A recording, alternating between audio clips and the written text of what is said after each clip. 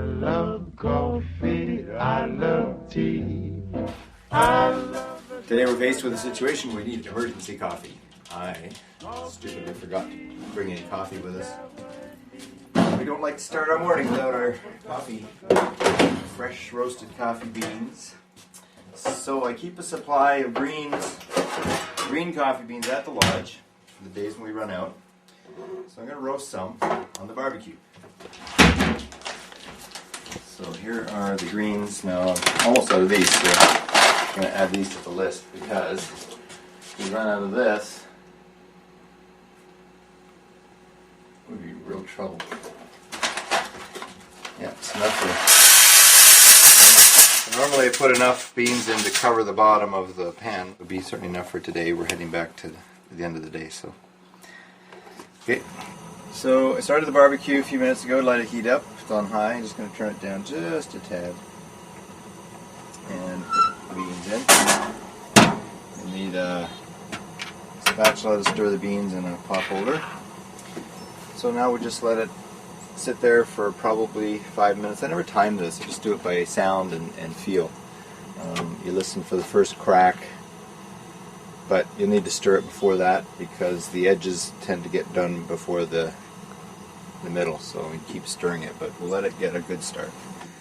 So it's been roasting now for a few minutes. I'm just going to give it a quick stir. Probably won't see this on the video, but the outer beans are just starting to get a slight brown. And then just try to keep a flat layer of beans. Never put more than a flat layer, a single layer, and the beans expand as they roast, so you'll end up with greater volume than what you had of the greens to start with. Okay, it's starting to crack, and I don't know if you can see on this video the beans are starting to turn a very light brown. They were lighter at the edge, so we're going to just turn them around. Okay, the first crack is happening, and we'll just listen for a moment.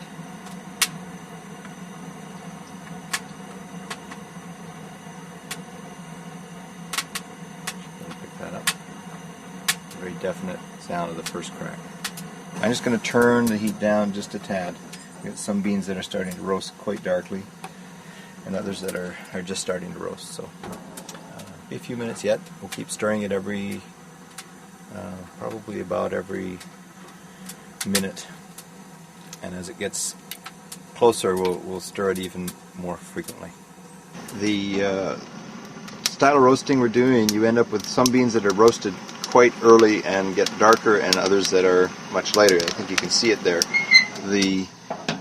Makes for an interesting roast. You get more complex flavors, I think, when you get that broad range of dark roast and medium roast all in the same roast session. One thing about roasting coffee, there's lots and lots of smoke. You can probably see some of it coming off the back of the barbecue here, and see it there. Let's give it a quick stir.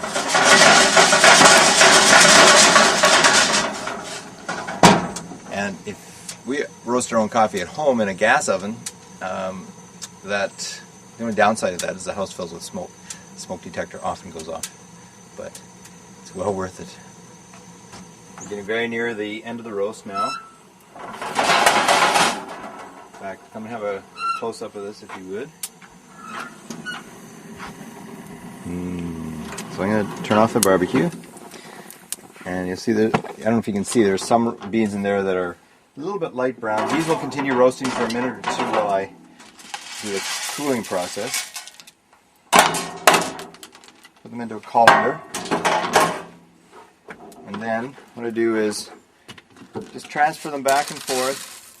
This does two things. It cools the coffee so it stops roasting, and it lets the chaff blow off.